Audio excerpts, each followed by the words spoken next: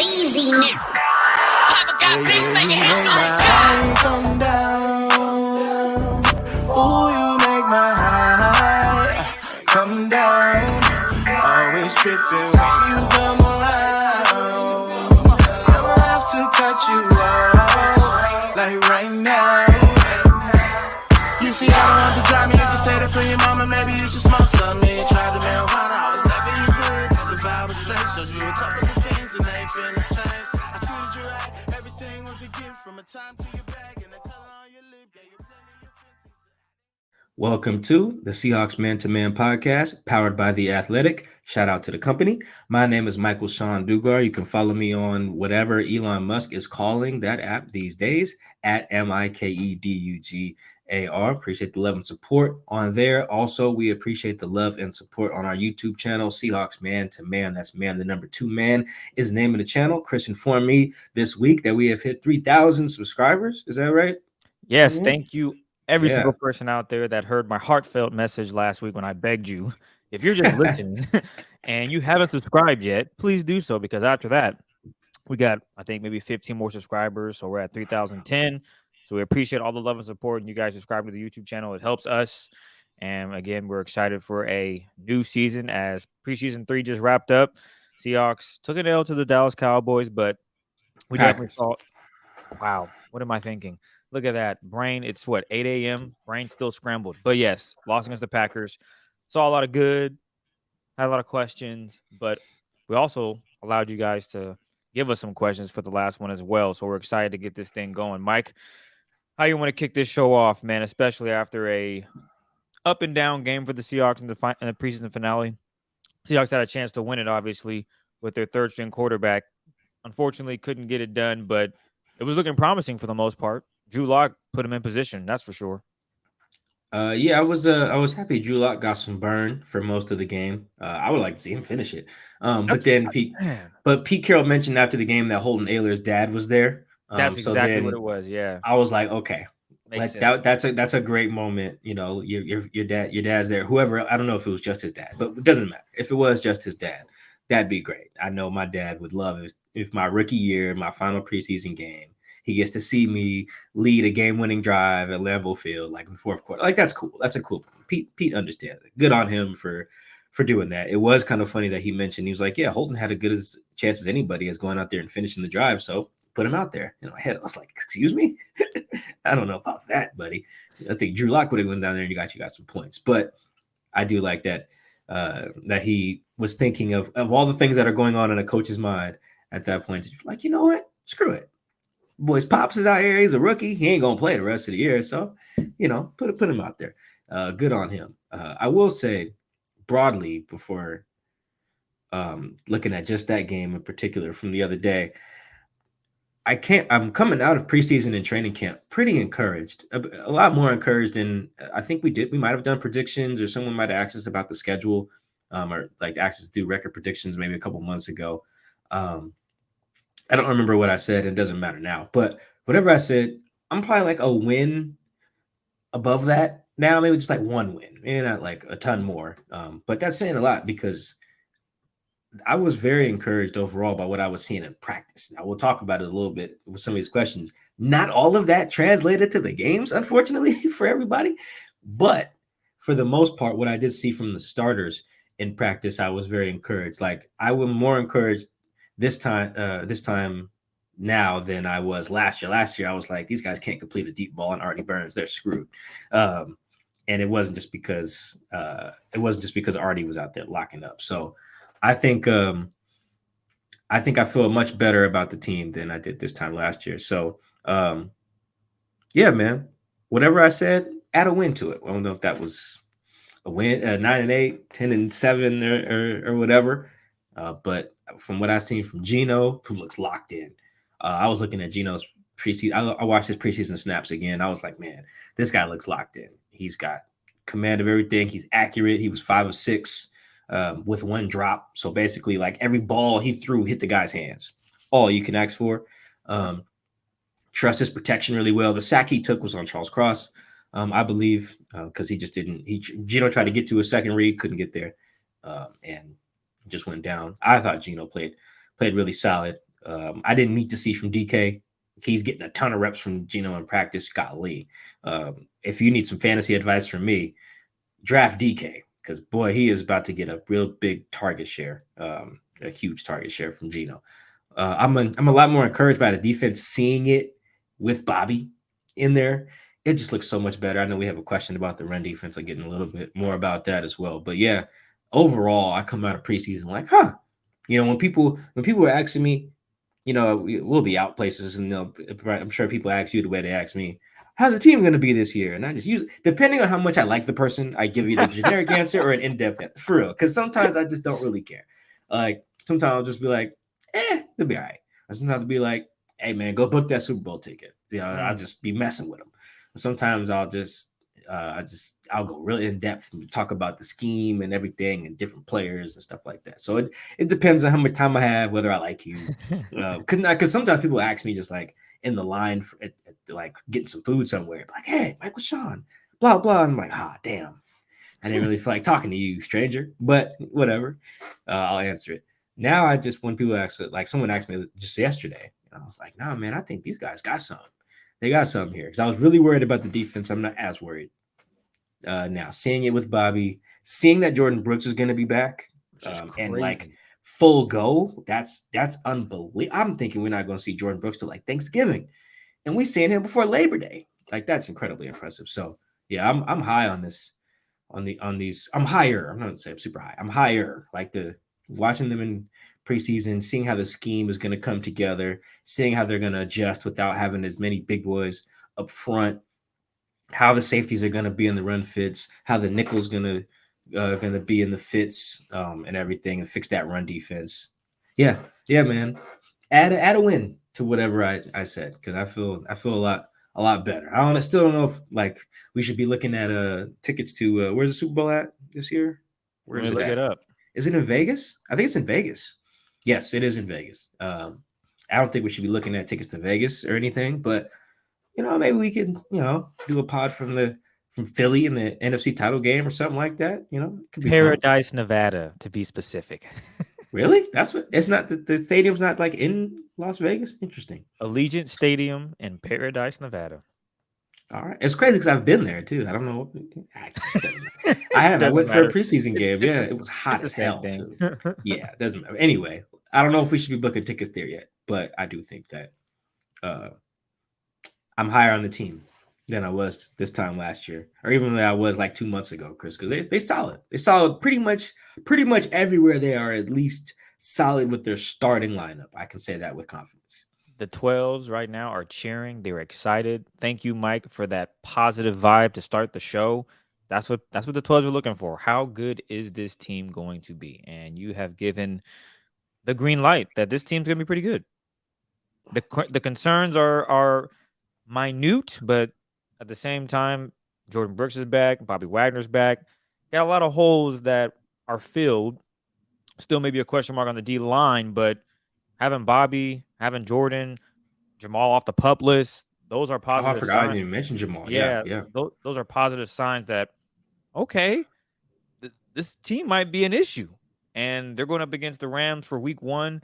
You can already imagine the prep into that. It's going to be interesting to see how they attack Cooper Kupp.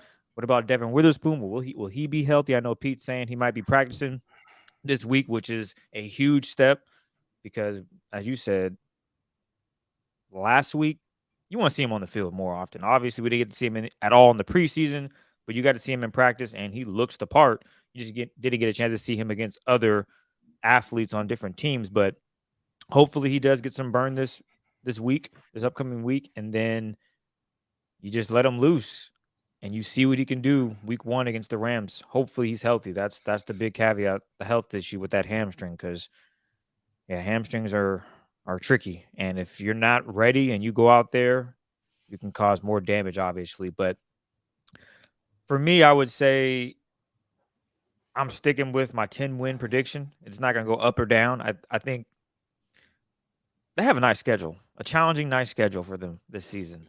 I looked up the schedule this morning, actually. Yeah, it's pretty challenging. It's one of those that it'll test you. They're going to be tested. They get a nice 3-game start.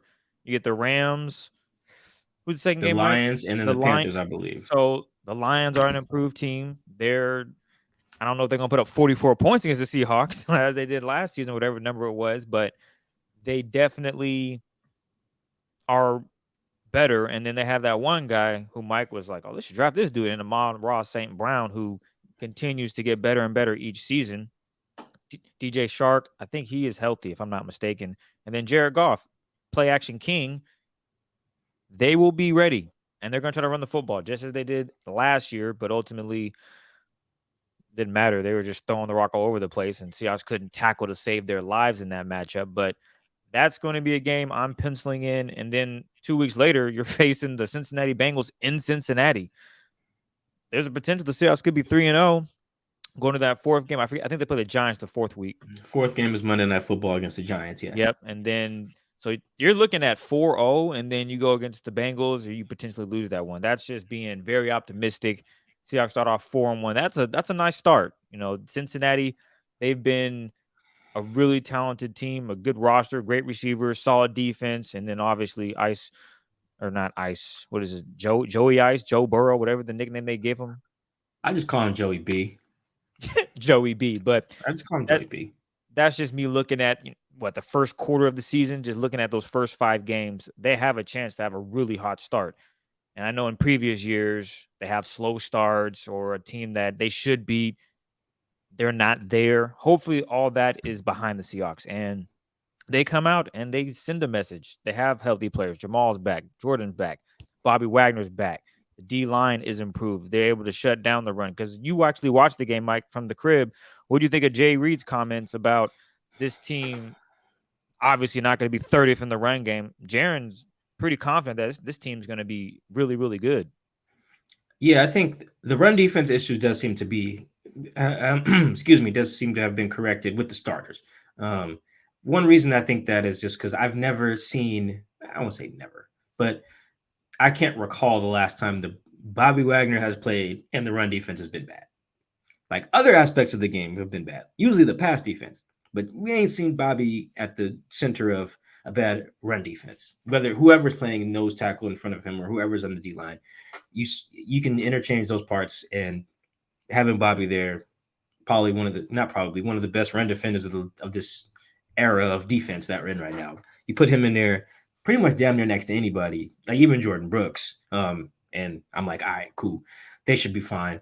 I feel like there's just more trust in the scheme this year. I mean, you can see, look at the guys who left. They're all like, I like the scheme. And so now you see guys who are a bit more comfortable in it. So yeah, I think they probably won't be like the 2021 Seahawks, who were really good against the run. They were like number 2 or number 3 against the run. It was like them and the Saints that year. I don't know if they'll be that high again. If Jamal plays, I think they could, because he's a really high level run defender. But if they even go from like 30th in run yards allowed, which I think it was last year, to 15th. Oh, okay. Yeah. That's a huge jump. And it won't feel like, oh, the Seahawks have an elite run defense. It'll just be like, oh, it just doesn't stink. There were some things last year, like if you just don't stink at this thing, you'd be a much better team. Like if they didn't stink on third down on offense, be a much better team. If they weren't stinky in run defense, they would have been a much better team. And by not stinky, I just mean go from being at the bottom to just middle. Just be average at the thing. And the whole team would be much better. Goal line, red zone, situational stuff, like on offense in particular. Like there were just some things there. You just go from being not good to mediocre at those things and stay good at the things you're already good at. You know, they're a really efficient passing team. They were decent defending the pass as well. So yeah, I agree with Jay Reid. You can see how it's gonna come together, and you can just see the benefits of having Bobby in there. He just keeps everyone on the same page. He himself is a good run defender. Yeah, it just worked. And Jay Reid is just being a monster in there. So yeah, I think they'll be better. They'll be better in a lot of areas they need to be better in. I don't think they'll be elite in probably any area except scoring. I think they're going to score a lot of points. And I think they'll be like a top 10 pass rush again. So if you can score a lot of points and rush the passer, you should be good. You know, and my apologies. Situational is where I get worried. My apologies. Some context on that. Jay Reid during the Seahawks-Packers game, I think it was maybe the third quarter, maybe right before halftime, one of the two, he was interviewed by KJ Wright, and they basically discussed what Mike just alluded to, what we were talking about in regard to the Seahawks being much better on the run fits. And we ain't going to be no 30th overall defense on the run. I'll tell you that. And he was very adamant and confident in what they've been doing in practice. You saw a little bit in the preseason, although the starters only played a series here or there. The backups, for the most part, have been doing okay. Obviously, against the Packers, it wasn't too great, but because I think the Packers had a couple of their starters offensive linemen out there versus Yeah, they played the Packers played their ones on offense for like 2 series, maybe 3, and then they played their ones on defense for 2 series. Yep. So they were minus a few guys. Like they didn't play Devondre Campbell, or his last name's Campbell. They didn't play Rashawn Gary. They didn't play Jair Alexander, but they did. Like I was in correspondence with our Green Bay writer, Matt Schneidman. Shout out to Matt. He was like, "Yeah, these are the ones, against the Seahawks twos."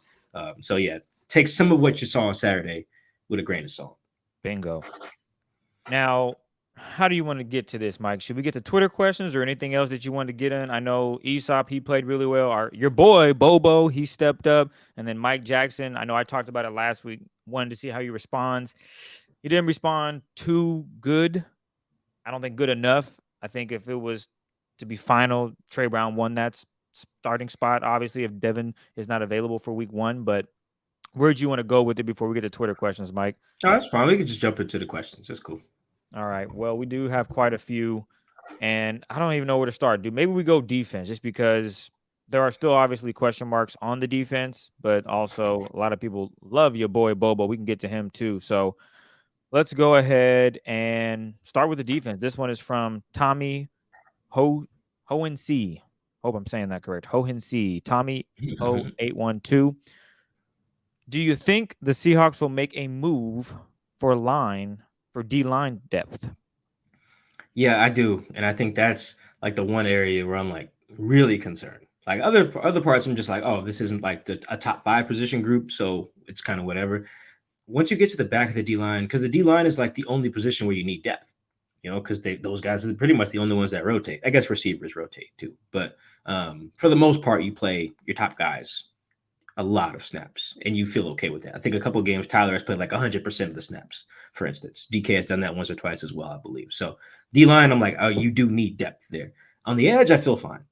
Like their 4 best edge rushers, I'm like, okay, cool. DT, Boye, D-Hall, and then Chenna. I'm like, all right, that's fine. Up front, the starters feel really good about Seattle's D-line. I think Draymond Jones, pass rusher, is going to be really good. The run stuff, I feel like there could be some early issues there, just because he's just not that heavy. I mean, you see it on the first run against the Cowboys. I think the reason that it turns out to be a 9-yard run is because Sutherland, the nickel, was out of position. It looks like, but either way, Draymond Jones just gets washed out by 2 guys, and just creates a huge hole there, and you just don't want to see that. But in general, I do feel good about like Draymond, Jay Reed, Mario Edwards. I think that group can get to the passer a lot better out of their early down rushers than like the Al Woods, Puna, the kind of that heavier group, Brian Monet, stuff like that. So I do think they'll benefit there when teams do try to do drop backs on early downs, play action stuff on early downs. I think those guys will like get to the quarterback a little better. Like look at Jay Reed's sack, for example, against the Cowboys. Look how fast that happened. That was 3rd down, I know, but it shows how Jay Reed has that pop as a pass rusher. Conversely, I would compare that to a play, and I tweeted it too. Maybe I'll tweet it again after the show comes out. Al Woods has a sack against the Saints. It's a play action drop. Al gets there, but boy, look how long it takes Al to get there. Right? It's a play action drop on like 2nd down or something like that. So it's just a little different with those guys. So I feel good about that. The top 3. After that, they should be calling everybody in the league. I just think that, well, part of this is injuries. We didn't see Cam Young at all in the preseason. Their 4th round nose tackle out of where he played, Mississippi State, I want to say. I can't remember. But Cam Young didn't play at all, calf strain. Mike Morris out of Michigan played the first game and then has a shoulder injury. And we're in, Chris, a huge, I don't even know the word for it, but like Pete Carroll and injury updates feels like a daily war. Like I feel icky tweeting them out sometimes. Like if you guys watch the videos of Pete Carroll's press conferences, sometimes like it just feels weird with the injury updates. Like the other day, who did I ask him about? I asked him about Jonathan Sutherland. I said, hey, maybe I didn't ask. Doesn't matter. Someone was like, hey, what's up with Sutherland? He was like, I think it's his groin. He's like, I don't even know. Let's just go with groin. He asked with his face. He was like, is it his groin? Yeah, he's like, and he just didn't know. It was just like, all right, we'll just guess that it's his groin. And then 2 days later, I think Greg Bell asked about it, and he's like, it's his calf. It's moved. The injury is moving down. He was like, tomorrow it could be his shoulder. And I'm just like, I know you're joking, but like, that's just not funny. Help us, Pete. It's just not, to me. I'm laughing at it now, but in my head, I'm like, when I'm writing that down, I'm like, imagine being Sutherland's family or his agent or his homies at Penn State or his people back at the crib wherever he's from, and just like, yo, what's wrong with Sutherland? What's wrong with whatever they call him? What's wrong with John? And then, coaches out here just joking around about what's wrong with him. I guess if you're that close to him, you can hit him up. But still, I don't like how he does that, because then it leads to all these people guessing and filling in the blanks. Like he said, Devin Witherspoon will practice next week. I tweeted that. People replied to me. I was like, yeah, he'll be out till Christmas, because Pete's injury updates is so crazy. Oh, man. There was a bad one. What was the bad one the other day? I mean, the Sutherland one was pretty bad. The really awkward one was Zach Charbonnet when he had the injury, the shoulder, I think it was, and Pete just said he didn't know how long he was going to be out. And then Adam Schefter tweeted out that he'll be out indefinitely. And it was just like, what? And he indefinitely means you're going to be out a while. And we don't know how long it'll be, but it definitely implies it'll be out a while. Zach came back after like 3 practices, and everybody was like, Pete doesn't know what he's talking about. It was just, it's weird. We're at a weird war. Anyway, I bring all of that up to say, he said he was really concerned about Mike Morris's shoulder. He said he has surgery on it. He's worried about it. It's an issue that he's had in the past. That gives me concern. So you got 2 rookies who you've been counting on to play quite a bit on the interior. They played barely at all in the preseason. Mike Moe played 1 game. Cam didn't play at all. So I'm worried about that if you go into week 1 where your 6 defensive tackles are Jay Reed, Draymond, Mario Edwards, Miles Adams, and like Jacob Sykes and like Robert Perry or something, or Levi Bell. I would feel very concerned about that. I feel like Sean McVay would see that after like a couple drives and be like, wait a minute, we are going to attack this front and just scheme up stuff to just go right at them. So I'm worried about that. So the answer is yes. I do think they'll be on the phone with teams. If you guys noticed from my 53-man roster projection that I did, I think came out Saturday on The Athletic, you guys notice I have a lot of guys going to IR. So like I have Vi Jones making the team, going to IR, and then Cody Thompson, Derek Young making the team and going to IR, maybe even Mike Morris as well. That's like 3 or 4 spots that are going to be open. I really only have them re-signing Artie Burns and maybe a linebacker, Patrick O'Connell or John Radigan. So I think they're going to, after like on Wednesday morning, I could see the Seahawks having like 2 open spots or something, or maybe making a trade. Like I think John's on the phone right now. He has to be, because he can't feel good. Usually you want to have 6 in this scheme. You want to have 6 interior guys, 2 noses, 4 kind of 3 technique shade guys, and then that's it. Yeah, 2 and 4 at 6. So yeah, I was like, what am I doing? Yeah, you got to have 6. And I don't think right now, if Cam Young and Mike Morris are not healthy, even if they are, they haven't played. But if they're not healthy, I don't think he can feel comfortable at all with their top 6 guys. So yeah, they got to make a move there. Somebody trade, free agent, somebody. Speaking of trades, this one comes from Tony K. Is it possible that Brown or Jackson gets traded with their cornerback depth? Yeah, I just don't see it. And I feel like, guys, I got to stress this. It's a 17-game season. And when we're talking about corner, outside corner, you're talking about guys who are going to play, in theory, every defensive snap.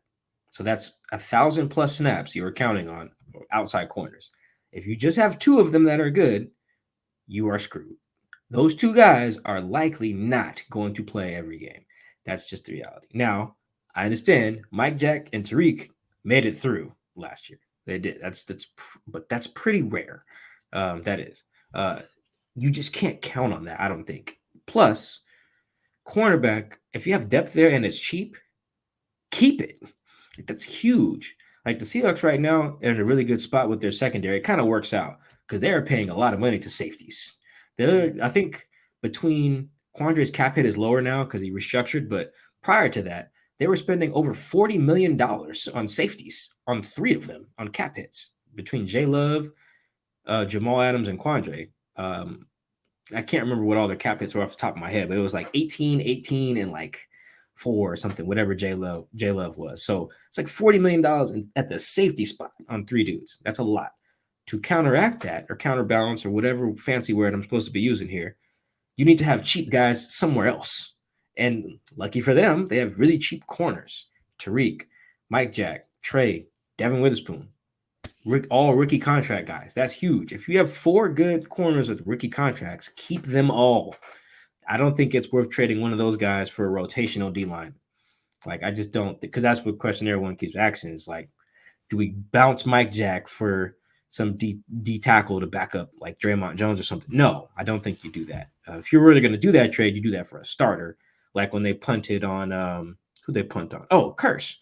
They traded Jermaine Curse in 2017 in part for Sheldon Richardson. If it's a trade like that, then maybe.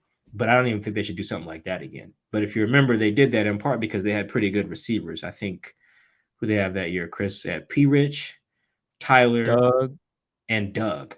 Yeah, so that was their 3. I think they had David Moore too. But P. Rich, Tyler, and Doug, you can get rid of Jermaine Curse and a second-round pick for Sheldon Richardson. I don't think they're in a good enough position yet, or I just don't think it's worth it at corner. Sorry. They can afford to do it. I just don't think it's worth it. Guys just get banged up. Look how many guys are hurt now just from practice. You want these guys to play 17 plus games at a spot where these guys don't come off the field, man. I think that's pretty tough. I think they should keep their cornerback depth. They're in a good spot there. It's a really good spot to have depth. If some team gets desperate mid-year, maybe, but no. Right now, keep those guys. Keep them. Because you're going to need – I have a feeling you're probably going to need all of your corners at some point this season. This next one comes from Spaghetti Sandwich. Ew, that sounds disgusting. I like spaghetti. I don't know. But I like spaghetti too. I don't like it in this. I like spaghetti and I like bread with the spaghetti. I don't. Anyway, sorry. Go ahead. You can read the question. Who looks like the most improved defensive player through the preseason? Ooh, this is a really good question. The most improved defensive player. Probably. I would probably say Boye. Boye is playing really good ball, man. I think that Boye has not figured out, but like he probably already knew this, but now he knows how to take advantage of it. Like I think linemen who are like the second, third round picks, usually they're second or third round picks because you can't do everything super good as a pass rusher. Like usually you have speed or you have like power or something like that, or you're good with your hands or something. Like I think Riddell Taylor, for example, his is speed. Daryl can fly. And he knows that if he uses his speed and wins some reps, he'll be able to set the tackles up to start converting that speed to power. Boom. Uses his superpower to start being good. Boye, I feel like he is finding out his too, or just maybe a better way of how to use it. His is power. You guys look at Boye. Boye is strong as hell. Boye is going to be one of them type of dudes who we see him just lifting up tackles and moving them back into the quarterback. Maybe not this year, but like that's going to be how he wins, just taking guys and moving them backwards. Boye is going to have them type of sacks where he don't even tackle the quarterback. He just pushes the lineman into him and the quarterback falls. I think Kyler got sacked like that last year. I think maybe it was Chenna or somebody. Like that's Boye's thing. And it's just all coming together. He was already a really good run defender, in part because he's so damn strong. He sets the edge because he's got really, really, really great upper body strength. Never skips chest day or whatever. Boye doesn't. If you want to get your chest right, tweet Boye, ask him what he's doing, do whatever he's doing. So I think, you can just see it. You saw it in practice. It translated to the games where he was just able to use his strength a lot. You look at that Dallas game where he had all those plays on the ball or was getting in the backfield. Yeah, it was the strength. So he has looked like the most improved guy with like an honorable mention to Kobe Bryant. But yeah, I think it's easily Boye. Yeah, I would back that up and say it's Boye. But because I don't want to copy Mike, I will say it's Kobe Bryant. He's playing a new position and he's doing pretty well. For just the Seahawks have a lot of talent on this defense, obviously, especially in the secondary. And you can't play everyone. So the Seahawks were thinking, how can we get Kobe on the field? Well, you know what, Kobe? How about safety? He's not going to turn that down because guess what Kobe wants to do? he wants to play. He's still learning it, but he's definitely improved from last year, especially learning a new position and going into preseason games and playing it, trying to make plays. He missed a few tackles against the Packers, unfortunately, and that's something he's got to work on, just making sure he brings guys down. But he also did make a few key stops in that game as well. So yin and yang. I will not copy Mike and go with Boye. I will give you the honorable mention of Kobe Bryant being the best, most improved player defensively from last year to this year. Next one comes from Roger Vanu. Blunt, Reed, Sutherland. Who makes the 53? Obviously, special teams play is a huge factor. Yeah, I think and Reed in that question is Jarek Reed. Their 6th round pick out of New Mexico. My bad. No, you said Reed. I was just adding that. Obviously, someone could be like, well, who? Jaron Reed's on the team too, Chris. They're gonna cut him. So Jarek Reed, yes. So confusing. They call both of them Jay Reed. I made the mistake when he was on the radio show. I called him Jay Reed, and I should have called him Jarek because I don't know him like that. I haven't introduced myself, so I felt kind of weird, just like, "Yo, Jay Reed." And I was like, my bad, bro. Your name is Jarek. Your mama called you Jarek, so I'm gonna call you Jarek. And he started laughing. All the rookies, you can see how their nicknames are factoring in. Like you can tell that D Hall or Derek Hall is being called D Hall, and they're calling Witherspoon Spoon. And I think they're calling Jack. You met probably all these guys, so I get that you probably feel comfortable saying it. Like they see you every day. I've only met a couple of them, really. Like for example, after the Cowboys game, I talked to Olu. No. After the Vikings game, I talked to Olu, and I introduced myself. Like I was like, "Hey, my name's Mike," because I had never met Olu. Same thing with D Hall after the Cowboys. He ain't got no nickname really though. He's just Olu. Well, Olu is technically short for something, just like Ugo was short for something. Like I think No, it was like Ugo Chenna. It was like Ugo Chenna or something like that. Ugo Chenna or Ugo Chuku. Sorry, now it sounds like I'm being mean. I just don't remember how his full name, but it was. Can you look that up for me for a second? But anyway, there you can see all the rookies. Their names are coming together. Like they call Kenny McIntosh K-Mac, stuff like that. Dang, I didn't forgot the question. What was the question again? Oh shoot, that's me for the first time. Okay, my bad. But the question was basically who makes the roster out of on the 50 page? Who those three? Yeah, Jarek Reed, and Jonathan Sutherland. Yes. So why it's so important that Pete was botching the Sutherland thing is because I don't know if he's healthy now. He's like, oh, it's his groin, it's his calf. Next week it'll be his shoulder. It's like, come on, Pete, give me something. So he's another one that I had being cut. I actually had Jarek Reed being cut too. And keeping Joey Blunt. I think Joey Blunt's going to be a good player too. Like he's one of those dudes he reminds me of Puna, where it's like he played a lot of snaps in a good conference. He played in the ACC. Joey played at Virginia. He doesn't have to do any like different scheme stuff. Like I think they were playing quarters there. Or now I can't remember. But Joey made a lot of tackles at Virginia. Like he was a really high level, highly productive player at a decent like school and a decent conference, and went undrafted. Very similar to Puna, who was like the Big 10 or Big 12 lineman of the year at Texas and didn't get drafted. So Puna, now I can't remember anybody's name. 4PF Joey, who was Joey Blunt. It's my nickname for Joey, 4PF Joey. 4PF Joey is a really highly productive player in college. Probably should have been drafted. So I think he makes the team.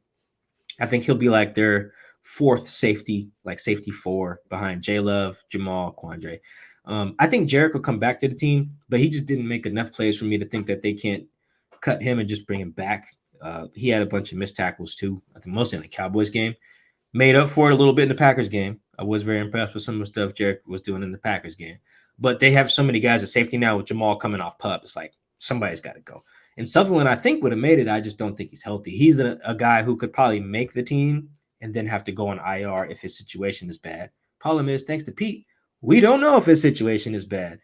Tomorrow it could be his toe. We don't know because of the coach. But yeah, I think Joey is 4PF Joey is guaranteed a spot. So other than that, I think everyone else is fighting. I think what doesn't help Jarek as well, because they don't want to cut draft picks, but what hurts him is Kobe being able to play safety. So now you got Joey there, Jamal's back. They signed Julian Love and they move Kobe. It's like, damn, that's a lot of safeties. So somebody's got to be the odd man out there. So it's unfortunate for him. I didn't think they would cut a draft pick, and they might not. But the other reason I think that they would be comfortable doing that, besides just being stacked at the position, is they cut Bo Melton last year. That 6th round pick as well. I forgot that they cut Bo. Yeah, Bo who's on the Packers now, actually. but they cut Bo because they looked at the receiver room and said, "Oh, we're good. Like we look all right." Marquise Goodwin, DK, Tyler, Derek Young, D. Eskridge, like they felt like we can afford to just cut this guy, put him on the P squad, and maybe call him up. So I could see the same logic being applied to Jarek and Sutherland if he's healthy. But I think they do got to keep Joey. I do think if they were to waive Joey, they could lose him. So you should just keep him. Sticking with the defense, this one comes from Seahawks. Ari, biggest breakout candidate this year: Kobe Bryant, Boye Mafe, Trey Brown. Any other players that you might throw that could be the biggest breakout candidate? I mean, my guy has been Chenna the offseason, really. Like he feel when I say breakout, I mean like league wide. Because right now, if you're in Seattle, you know Chenna, right? That makes sense. But he's not like a known edge rusher guy. Like he didn't make the ESPN survey of the top 10 players. He didn't make that. I don't think Chenna made the top 100. I think CBS has like a top 100 something players. I don't know if Chenna made that. I doubt it. So he's still a pretty under the radar guy. But I do think this year could be the year it really comes together and you're like, oh, damn. Chinna Nwosu from Seattle is one of the better players on that defense, particularly up front. Because I do think how I was just talking about DT has like his superpower. Boye has his. I think Chenna does both. I think Chenna's fast. I think he's really strong, defends the run. Like he does everything. He's like a 5-tool player in baseball. I feel like if you can call it something at the edge rush spot in football, he's like a 3-level edge player. Like can defend the run, can win with speed, can win with power, plays with really good effort. He's a badass. So yeah, I think I have to go look at all the outside linebackers in the NFC to see if he would make the Pro Bowl.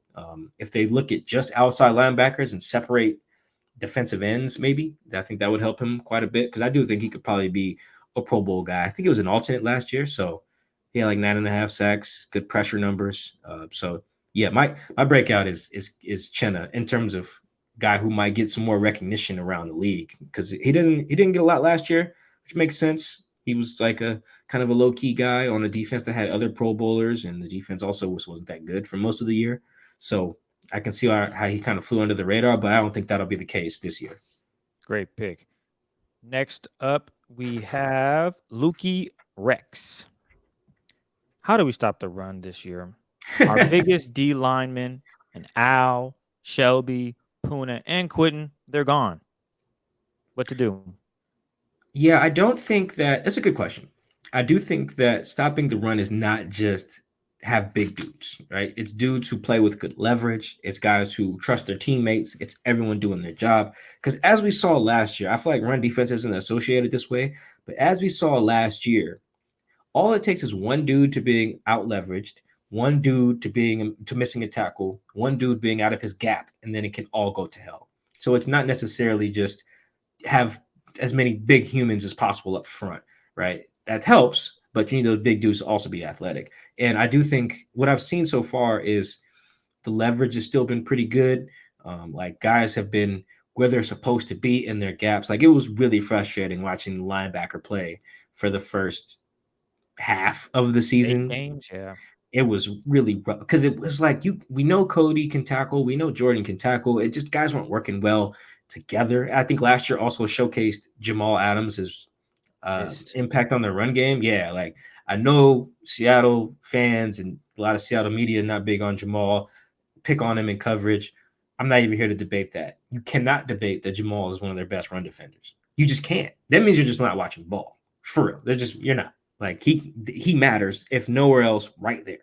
Like he can do that, especially if you're one of those people who's like, just play him a linebacker.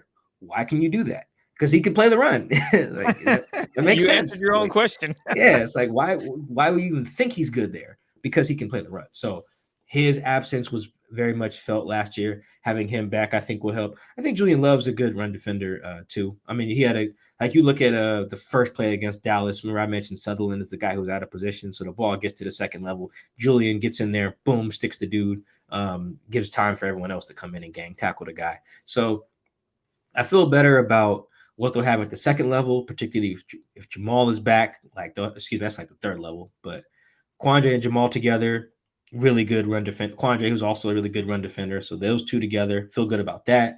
I think Kobe Bryant is a good run defender if he ends up starting at nickel because Spoon's hurt. So like the DBs, I feel good about their linebackers. I talked about it earlier in the show. Having Bobby back, like it's really hard to quantify, but like I think it's just gonna make such a world of difference. Bobby is probably one of the surest tacklers I've ever seen in my life. Like that dude, if he gets his hands on you, he's pretty good at getting you to the ground. Really, really, really good at getting you to the ground. The foot speed may not be there when he was like as a rookie, but I just don't think it matters because he understands runs. I remember one day, the reason I even know how to recognize runs, like what's a zone run, how to recognize like power and counter and inside zone, outside zone, mid zone. The only reason I even know how to recognize all that stuff now is because Bobby. I think it was like in 2019 or 2020. We were just talking and he just was like, here's how it works. Here's how the keys. Here's where you look. Here's where your eyes should be on the snap. Here's how you can tell whether it's a run to the right or to the left based on the center and the guard and the this and the that. And I was like, dude, this dude's freaking Einstein with this run stuff. And not to say that other guys don't know ball, but I have seen like the firsthand the way his knowledge translates to being able to make plays on the field. And Chris, the example we've used on the show so much is the Patriots game that they won in 2020, where Bobby knows that the play is going to the right. So he just adjusts everyone, says, hey, everyone run that way. Ball goes over there. They flip Cam Newton and then they win the game. Like there's so many examples of stuff like that behind the scenes that Bobby's able to help with. So I think from the DBs being better, the linebacker play being better, particularly with Jordan playing next to Bobby calling the plays so Jordan can just be Jordan. He doesn't have to worry about also leading the middle of the defense. All of that, I think, will help mask not having big boys in the middle, too. I think all that will help. Plus, on the edges, I think, should be solid. But if Boye and Chenna are the starters, your edges are fine. Your edges are always going to be set. And even last year, I thought Bruce and Chenna did a really good job there, too, just when they were setting the edge and looking back like, hey, where's 57? Huh? getting his butt kicked somewhere else. Getting pushed back. Yeah, so I think all of those things will contribute to why, despite not having the size up front, they'll be really good still stopping the run. Or they'll just be much better. Again, I don't think they'll be top 10 or anything, but if they're just 15th, that's huge. That's huge compared to last year. This next one comes from Young Slick X. Who do you feel is going to be the starters for the defense? What's going to happen to Kobe Bryant? Two good questions there. All right, so we need 11 guys, Chris. All right, let's get 11 guys in our base defense. The other team comes out 12 personnel. Hey, what's 12, Mike? Sorry, yeah, you're right. So 12 personnel. That's one running.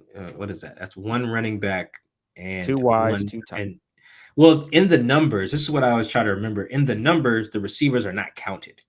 So when you like 10 personnel, it's just a running back and then 0 tight ends.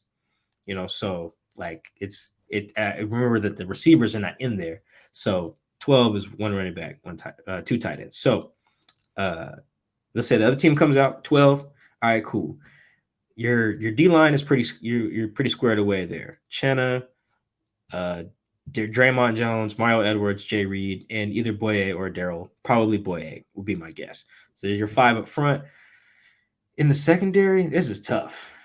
Or your back 7 gets kind of tricky. My guess would be, particularly with Devin Bush now having a concussion, because he was for some reason playing special teams in the 3rd preseason game in the second half in year 5. The hell? What?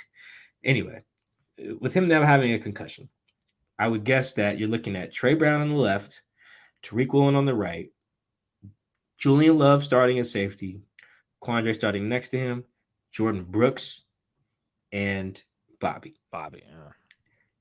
That's like I'm guessing there, but either that's decent. Like I would guess that's your base, so you don't have Devin Witherspoon on the field in your base.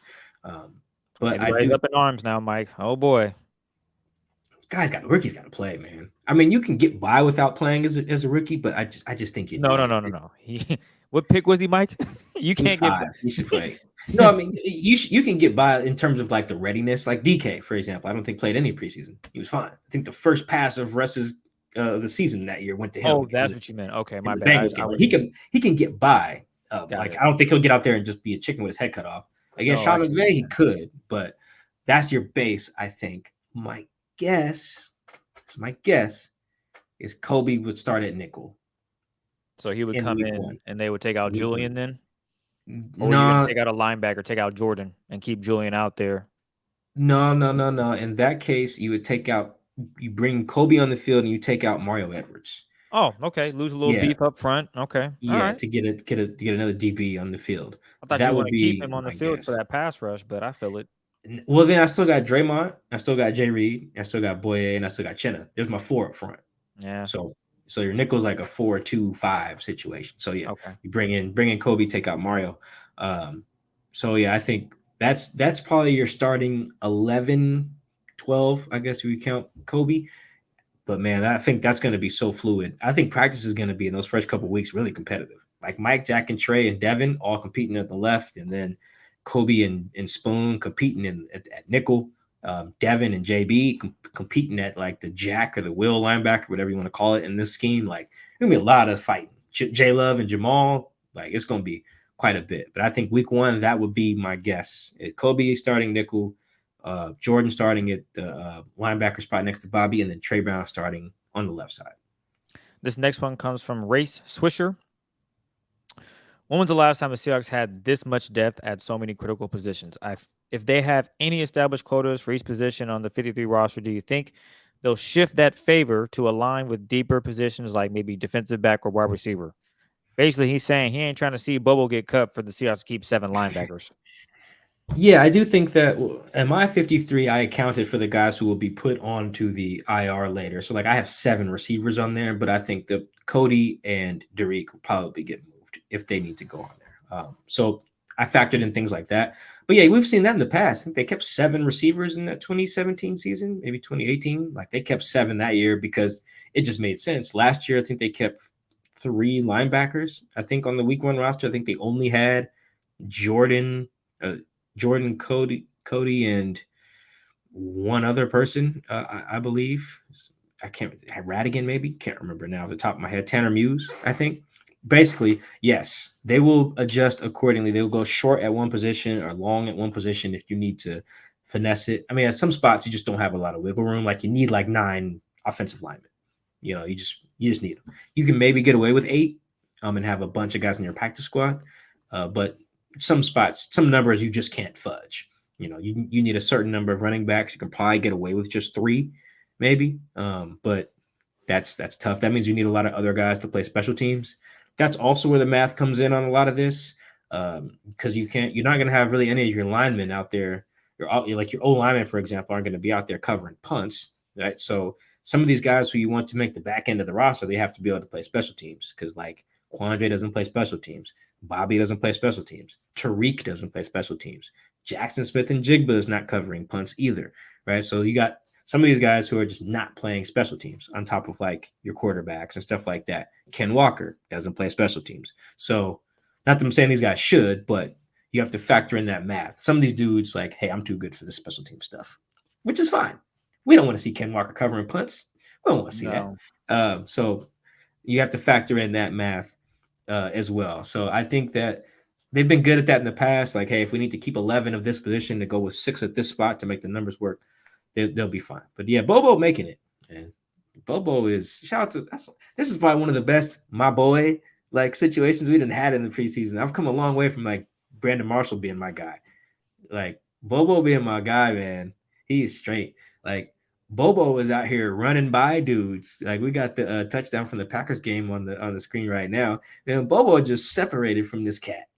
And also shout out to Drew Lock. He has mastered these play action little over routes, Chris. Yeah, like how that's his favorite route by far. And it's the same route too. Like it's from right to left, or from the offense's right to the left. So it's the same thing. Whether it's Bobo, we got the one at Aesop in here too.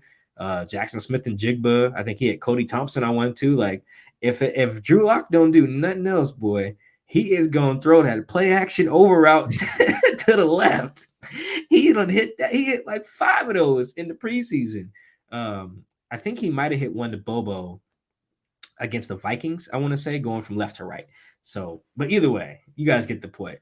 Like Jake, Aesop, Cody Thompson. They've all figured out if you want to get a connection with Drew Lock, run that play action, little over route, boy, and you will be straight. And we got the Aesop one on the screen right now, man. Great catch by Aesop in traffic too, kind of anticipating that like I got to catch this ball, but the safety's probably going to come crack me, so let me protect myself as well. That safety had really slow feet, so he actually didn't get cracked. But great plays by both of those guys. But yeah, man, Chris Bobo is the star, man. What? Yeah, he Shout out is. to him, man. He's like Tanner McAvoy, but better. Such a like, talent, man. way better. Underrated. No one knew who he was. Came on the scene, caught a couple of eyes during training camp. First couple weeks, and then you're thinking, well, okay, this guy can ball. First preseason game, oh yeah, he's with it. He knows everything. He can catch. He's always open. He makes plays. He finds himself open. The trust is there. I talked about it last week with Gino. There were multiple routes that Gino could have gone to. And he said, I see JoJo. I see Jake Bobo. Slant, go. I'm going to throw him the ball because I know he's going to be open and I know he's going to catch the ball. Mike, what do you always say receivers got to do? Get open, catch the ball. That's it. He has mastered that. He has earned his masters in that, and he should definitely be on the roster. Go ahead. You had something else? Well, I was do we have the question about Bobo? Can you read that question? Can you skip to that so we can talk about Bobo real quick? Sorry, I know I'm messing. You're good. So there's quite a few. Do you know what the wording was? Anyone. Just ask any question about Bobo so we can talk about Bobo. All right. If you watch UCLA film last season, Bobo basically played small tight end and their 10 personnel stuff. Do you see Seattle doing the same thing with him? I do not. You just can't get away with that in the NFL unless that dude is just like an amazing blocker. I think part of that was not part of that. I think a team did try that. I think the Cardinals, when Cliff Kingsbury first got in the league, tried that stuff, that spread stuff, and was just like, we can't run the ball. Let's put some tight ends on the field now, shall we? And we're able to, fix that. I think that got corrected real quick. I remember it was a player. I think the Seahawks played Cliff Kingsbury's team in week 4 of the 2019 season, I want to say. And I remember a player was standing on my locker. The Seahawks just beat them pretty good. I think that's when Clowney had like a pick 6. He's like, Mike, they need a new coach. That dude don't know what the hell he's doing. He's like, that stuff, that spread stuff, he used some profanity. He's like, that stuff ain't gonna work here. And that was one of the things that he cited. He was like, they need to be able to run the ball, and they can't. So yeah, I think no. The answer to that is a hard no. I wanted to a question about Bobo to kind of bring that segue in there. I forgot, Chris. It was dumping rain at Bobo's pro day. I forgot about that. That's huge. I remember I follow a UCLA beat writer. I can't remember her name. I think she covers in for the LA Times. But I remember her tweeting a picture of UCLA's pro day, and it was dumping. It was just like, oh my goodness, how did it rains like this in LA or Pasadena, whatever the hell? And I think Bobo mentioned that when he was talking about his 40. Now he's still not that fast, but he said on the broadcast that he's probably around like 4.7s, low 4.6, high 4.6s, low 4.7s, which, to be very clear, is still slow for a receiver. That's not fast, but it is much faster than 4.99. And I had completely forgot. And you can even, like, if you go to Twitter and type in UCLA Pro Day and rain, and like just type in those things, and you'll see pictures of it. It was dumping. I think Zach Charbonnet even talked about it as well. So I do wanted to throw that in there. Like, that's to be fair to Bobo. Oh, that's because he's my boy. Fair. I had to throw that in there because we've talked about his 40 time everything, and every pod, and I'm just like, I feel like I'm forgetting something. For some reason I couldn't remember if it was Cal who had the rainy pro day or UCLA. I knew one of them did because I remember thinking when I saw the tweet, why don't they have an indoor practice facility? Got you. I know it's California, but still, like that. Just in case, I don't know. You should have one for reasons like that. Like when you guys went to get good work in, whether it's pro day or practice, and it rains, you should be prepared. Like, gotta go inside, man. You don't want to be outside running around. That's not fun. I mean, football's played in December. It's played in January. All right, Mike. You know what? Screw it. We're gonna have the pro days outside. If it's raining, snowing, it doesn't matter. We want to see you run a 40. Yeah, that's That's pretty bad. So, but yeah, anyway, that maybe explains that. He still looks slow on the film. Not slow, he just doesn't look super fast. Like he looks like a 4.7 guy on the film, which for a receiver, again, is not. It's not blazing because who did the No, Seahawks?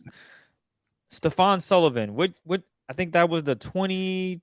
he was a tight end in the 2020 draft. That's what it was, and he was slow, and they had him as a wide receiver, tight end.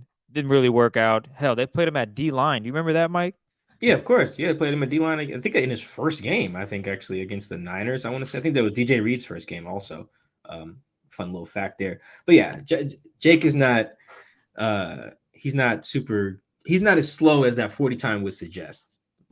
That's what our other Bobo question was. Someone asked about his 40 time. There's like a speed overrated or something like that. If Bobo makes the team, and I can't remember who asked that question. It's from our boy Sammy C 521 Sam. Yep. Ain't no if about Bobo making the team. That brother is he can call the family. Go ahead and call the family. Mama, we made it. Come up to Renton. Where's Renton? Oh, it's right by, it's up here in, Seattle. It's weird. They don't actually play in Seattle and we don't live here. Or we don't practice in Seattle. But anyway, Bobo can call the family, call Mama Bobo, call Papa Bobo, and come on up. That boy is making it. But no, speed is not overrated. Speed matters. Speed matters quite a bit, actually. And you can just see it with the separation that like the elite guys get and how fast these corners are. Like as much as that's impressive play that we show with Bobo running by that DB, apparently that DB was driving DoorDash during COVID. So I don't expect that DB that Jake ran by to be, in the NFL very long. By the time this podcast comes out, he may not be even on the Packers anymore. There are fast DBs in this league, like very, very, very. They're like 4.3, 4.4 dudes, right? And so you do need to be able to separate from them. So I do think speed. It's not overrated, but I do think what we're learning with some of these guys, not just Jake, with a lot of other guys, is that whatever you show on like your GPS tracker, whether it's the Senior Bowl or if your college team uses them, that matters way more than what you run once on the track. That is that should be the takeaway every offseason. It's like these guys wear the GPS things at the Senior Bowl. They wear the GPS things at the Collegiate Bowl or whatever bowl they play in. Polynesian Bowl, doesn't matter. Use those numbers if they're publicly accessible instead of like that 140 you ran that one time. That's the lesson there. And yes, I forgot it was dumping rain at UCLA's pro day. So that would maybe explain why Jake ran 4.99. But he's still my boy. Bobo, you're still my boy. Call the family. Either way. Shoot, he might end up playing a lot week 1. Right at this point, because of how banged up they are at receiver. But yeah, but ain't no if, Sam, about Bobo making the team. Call the family, he's in. This next one comes from Tyler Purcell. Who do you think should be the front runner in the kick return, punt return game? Another great question. I'm a big fan of like putting the most dynamic guy possible back there. Me and Bob Condotta, Seattle Times, were joking about like Earl Thomas doing it. I don't know if you remember that, Chris. Like Earl used to return punts like once or twice. Sherm do it. Yeah, Sherm did it too. We were joking about that. Terrible ideas in both instances. My pipe dream for punt would be Ken Walker. Like he is built. He has the skill set of an elite punt returner. That dead leg he has, the way he can cut across the field, and then he has the home run speed. Like he's perfect for it. He won't do it, but not like I don't know if they've asked him. He said no. They're just not going to put him back there. But if not him, I like Aesop back there, man. Like I think Aesop is a natural back there. You can trust him to catch it. There's one. With punt return in particular, hands come first. Hands before feet. Like if you can't catch, I'm not putting you back there. I don't care if you're Devin Hester with your feet. If you can't catch, you're not going back there. So Aesop's got the sure hands. Aesop's actually, he's got a really good track record in the NFL with punt returns. He hasn't returned a ton of them, probably like 20 or something like that, but he's solid there, better than anybody else on the roster by a pretty decent margin. Like even, what did he run yesterday, Chris, or Saturday? What, he had like a 21-yard punt return. It was blocked up pretty well, but still, I think Aesop would be easily their best punt returner. Him or Jackson Smith and Jigba. I just don't think Jackson would end up housing one. But I think Jackson would probably have some. He's really shifty too. I want a shifty dude back there on punt return because when you catch it, you got to make the first guy miss and maybe another guy like right away without any run up. That's what DJ Reed was really good at as well. So those would be like my pipe dream is Ken Walker. Would love him back there. I think he would score the first time he tries it. I'm pretty sure he would. I'm Home serious. run. Like he is the perfect. He looks like a punt returner when he runs. So yeah, I would have him. If not, go with Aesop. And then if Aesop it doesn't make the team for whatever reason, and Jackson Smith and Jigba is healthy, then put Jackson back there. After that, I don't really think I think it matters too much. Kickoff return, I do like someone who like has that vision and builds up speed and then can hit it. Like ideally, you would have like DK do it. But I remember they had him practice that his rookie year, and I was thinking, nope, never mind. that's not that. My pipe dream there as well, though, is again Ken Walker. Ken should be on special teams. Like Ken is outstanding. He runs 4.3, man. And looks 4.3 on the field. So, but again, they won't have Ken. So if you're not gonna have Ken do it, I'm a big fan of Trey Brown doing it because I just feel like it fits Trey Brown's personality more than anything. Because Trey Brown is a really like big play or like bad play guy. And you're probably not gonna have a lot of bad plays on kickoff, but if you have one or two good ones, it'll really hit. And Trey also has really good speed too. He did it at Oklahoma. And was really good there. But yeah, Trey's got really good speed. He's got a really good feel for it, like where to hit the hole and everything. So he would probably be my front runner there because he does have that good straight line speed, tough dude, did it in college at a pretty good level. And yeah, he's just prone to big plays. Like he may give one up. I think we talked about this on the show before. He may give one up and then get one right back. So on kickoff, I think he would house one for sure. Am I missing anybody, Chris? Anybody you think would be Well, good with at kickoff Diester's returns, that would be. No, I've given up. I've given up on that. Well, you've given up. You're believing in that one still? I'm not. Yeah. I'm not believing in that. I'm not. Stay healthy, my friend.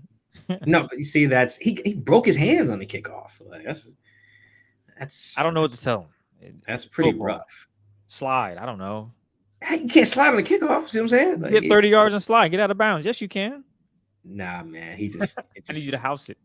Yeah, I want guys who can house it. Really, those are my kickoff for sure. Like I said, DK would be my guy, but I've watched him do it like once or twice. So I was like, never mind. Nah, you were turned off. Yeah, nah. And I just don't want him out there with guys who have nothing, who are like fighting for their lives. I don't want practice squad guys who get called up for their first time in their life covering DK on a kick and just come rock them. And, like just because, that's their family is watching too. So no. So yeah, put Trey Brown back there on kickoff and put Aesop back there at punts, and I think you'll be good. This next one comes from Nicholas Peter Dale. Does the team, the Seahawks, actively try to help players get on another roster elsewhere? I don't know about actively, but from what I've heard, the assessments are pretty honest when other teams call. And I think that's probably the best you can like hope for is that and this is not just from front office, like I think when teams do due diligence, they call pretty much whoever will pick up the phone. And I think that's the most you can ask for. Like if a team calls, like if the Bengals call and they say, hey, what's up? You guys got rid of this Trey Flowers guy. What's up with him? And you be honest in your assessment, Bengals pick up Trey and they go to the Super Bowl. See how I just made it sound like they went to the Super Bowl because they picked up Trey Flowers. But like, I think that from what I've heard, you hear that from like agents and stuff like that and some players. Like the assessments are pretty honest. I think that's what the most you can ask for as a player. Or in some instances, they've cut some guys who wanted to be cut. Like I think Trey was like, man, if I'm not gonna play, go ahead, we can go ahead and get me out of here, man. If that's gonna be the case, I'd rather do my thing somewhere that's gonna use me. Because remember, he got benched that 2021 season or whatever it was. So I don't think you're probably gonna get a case of John Snyder being like, hey, Green Bay, yo, you see number 30? You see Mike Jack? So I know you need that. No, that'd be crazy. But the most you can ask for if the team does call, ask for like, hey, give me the tea, spill the tea on this cat.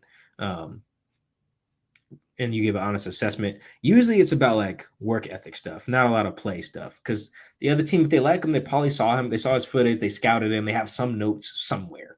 It's more so like, I bet you like when the Cowboys called the Niners about Trey Lance, it was more about like, how does he work behind the scenes? Does he love football? All that other stuff. Not like, can he throw? They know he can throw. But it's like, how does he work? What kind of guy is he? How does he get along with his teammates? That's a big one as well, particularly in free agency. Like, how is he going to fit in our culture? Is he going to be punching people in the face? And if so, is he going to be an all pro when he does that? Because if he punch people and he suck, he's out of here. So stuff like that. I think I've heard good things from the Seahawks about, like, that's kind of their get down, is if teams call, they give an honest assessment and they let the other team make the decision. But no, I don't think they're like, yo, come sign our guys. That's a little weird. This last one comes from Tough Guy Football. What's the latest on the biggest hype tracks during practice, and what's everyone wilding out to, music-wise, on the practice field and locker room? I haven't been in the locker room, so I can't answer that one. I will. Oh, actually, their post game playlist. I missed it. The Vikings game.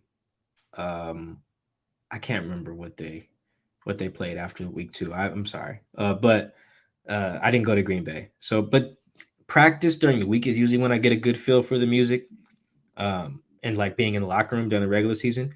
On the field, though, this is a great question.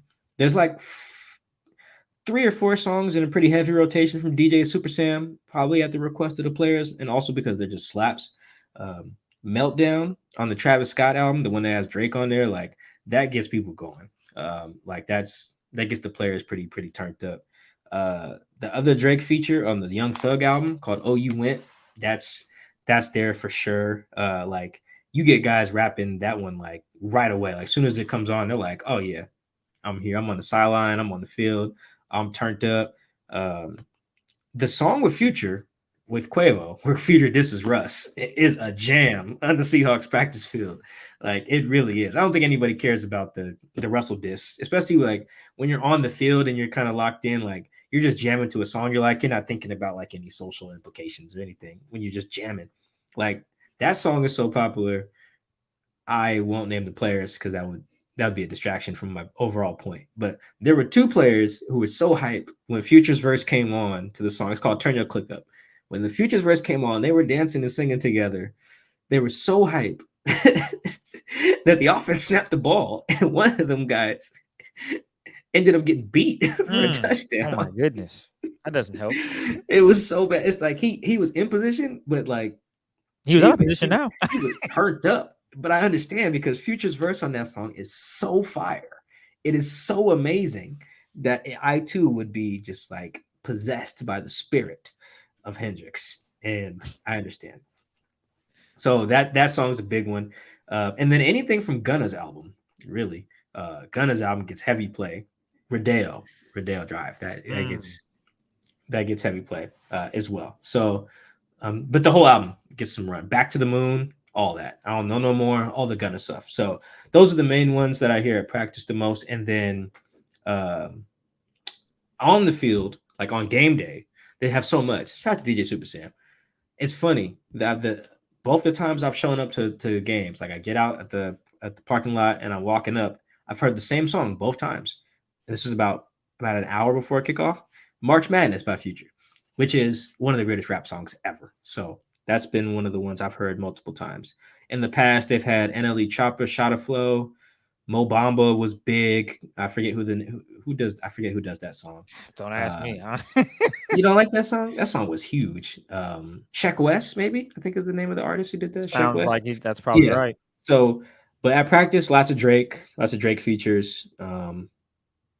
Yeah, and then on game day, a lot of Future, March Madness. And then another game day one that was really popular, and I think will be is the Kendrick Lamar and Baby Keem song. I can't remember the name of it, but it's I think it's called Family Something. Either Family Matters or Family Ties or something like that. That one is a great hype song because the beat on that is crazy with the horns. So that's all the music stuff that they've been jamming to. But I will try to keep you guys updated on that because I feel like every year they have a song that's like their song. And I don't know what it is this year. One year was Laugh Now, Cry Later with Drake and Dirk.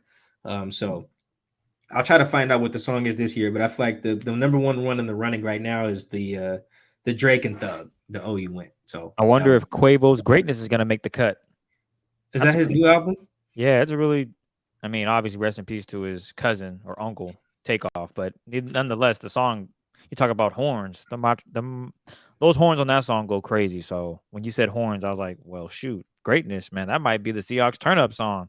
But Nonetheless. Oh, that's a song. I thought that was the name of the album. Sorry. No, that's the name of the song. The album is called Rocket Power or something. I don't know. But the song is called Greatness, and the horns go crazy, as you just mentioned. Oh, I get it. Rocket Takeoff. Yeah, exactly. Yeah. Oh, yeah. okay. Gotcha. Okay. I'm But not yeah. a big when Migos makes music that's not all three of them, I'm not interested. I mean, they can't do that now. But beforehand, when they did, they've all had solo projects before, and I was just never interested. Like, yeah, I downloaded that one song, and that's all I needed.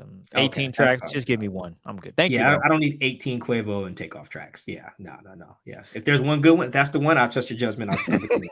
For me, that's the one. Is the Future song on there too? I just remember Greatness when he dropped the music video, and I was like, oh, I like this song. And then I saw the album. I was like, I am not listening to 17 other tracks by Quavo, but I will download this one because I know it's fire. That's fair. So you should get the Future one too, because that song is that's okay. I'll check out that one as well. That's a jam. But yes, those are the songs that they're playing right now. We'll see. But yeah, those are the jams in the locker room, or excuse me, at practice, game day, and practice and game day for the most part. Ladies and gentlemen, that wraps up the 2023 preseason. The next time actually not the next time. In 2 weeks, we'll be talking about live, real football. It counts. 0-1, 1-0. Or it could be 0-1. Nah, man. I was thinking about that the other day at the Packers game because the Packers could have tied the game. It could have tied. It was a scenario where that game tied. I said, yo, if this is going to tie, bruh, do not go to overtime, please. Yeah, no. But yeah, that'll be the next time you hear from us. It'll be after the Rams game. They should win the Rams game. We'll talk about that later. But yeah, they should beat the Rams roster is bad. If you guys are bored one day, just type in the Rams depth chart and 2023 on Google, or go to Jordan Rodrigue on The Athletic, go to her page, and you'll see that is not a good roster anywhere but quarterback, receiver, and Aaron Donald. Didn't name the position. Just Aaron Donald. Just Aaron Donald. That is it. That's a not good roster. The Seahawks should win convincingly against. Let's say early gamble line, I would say Seahawks -7. Oh yeah, they should be favored by a touchdown. I think they win by 2. Oh damn! Don't be surprised if the Seahawks -8.5. That's a bad roster, dog. Like it's just not good. It doesn't have depth. It doesn't have high end starting talent. It's just not good. But we'll get to that game in a couple weeks, like you said. Until then, appreciate you guys tapping into the Seahawks Man to Man podcast, sticking with us through all the preseason stuff, subscribing on YouTube and everything. We appreciate all that love and support. Again, reminder, programming note, we off for a week. Come back after the Rams game, so nothing during Labor Day weekend. Enjoy your holiday, have fun. Anything else? Nah, man. You hit it on the head. You guys enjoy it. We'll talk to you later. Peace.